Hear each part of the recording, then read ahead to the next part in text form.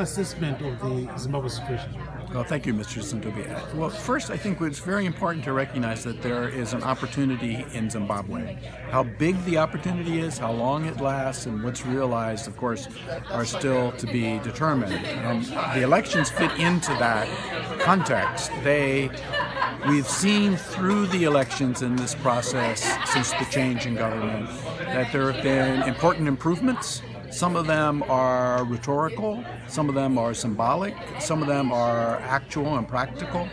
There also have been many significant missed opportunities, and the combination of those in the context of the last 18 years of political crisis lead us still to be concerned about how this will progress, not just for the election, certainly for the election, and for the process beyond the election for progress and reform that everyone, I think, wants to see Zimbabwe accomplish. What do you think are the current challenges that Zimbabwe faces ahead of the elections? Yes, well, ahead of the elections, there are several. I mean, the one thing we have to note that now there are only 46 days remaining until Election Day, and things happen so quickly in that. So in order for the candidates to be able to come forward and present themselves in a way that citizens can see that there really is a change here, there's a multiplicity and a tolerance of multiple voices and points of view, for there to be not just access to the media and the ability to organize among the candidates, but for the citizens to understand that their vote is going to be secret and respected this time with no retribution or pressure. There needs to be a lot of public education by not just the Election Commission, but by civil society being free to do this so that people can actually feel that a genuine change is taking place. But do you think that Zimbabwe is going to conduct a free, fair and credible election?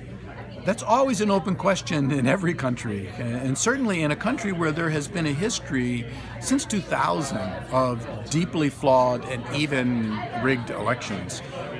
You have to do extraordinary things to win public confidence and the confidence of the international community. And so to say whether this will or not be judged by the Zimbabwean people ultimately as a credible election, it's too early to tell. There's some very positive and encouraging signals, and we need to see some areas of concern, as I mentioned, around knowing that the vote is secret, that the voters list is credible. That means it has to be made publicly available and can be audited, that their process for Election Day will be transparent, the results, transmission and tabulation will be transparent. The citizens, actually the observers, will be allowed to observe this and do their own verification, that the media can be open and free.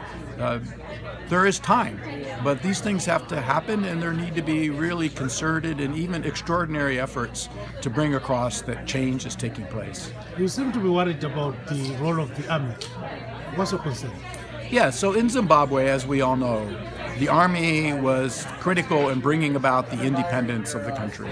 And in that, the political arm grew out of the liberation movement. And so the separation of the party and the state, the party and the army, the state and the army and its independence has not been significantly achieved in Zimbabwe. And this has been a problem in past elections. The political partisanship, if you will, on the part of the army and the police and security forces. So the population naturally would feel some concern about that. The army has intervened and brought about a change, so the power still sits with the army. So the leaders need to make very clear and forceful statements that they will be politically neutral, they will accept the results, not just for the president, but respect the people's vote for the parliament, and that the army will be independent and under the control of civilian government. Thank you very much, sir.